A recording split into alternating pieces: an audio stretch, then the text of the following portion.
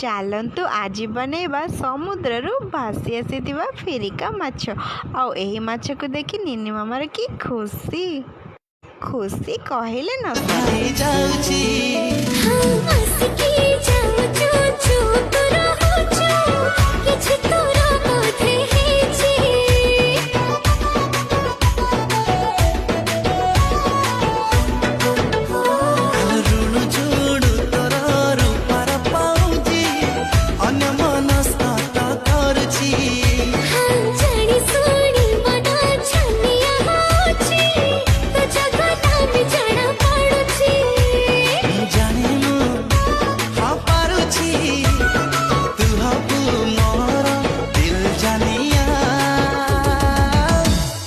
गारो गारो गारे दिली पापुली रे तो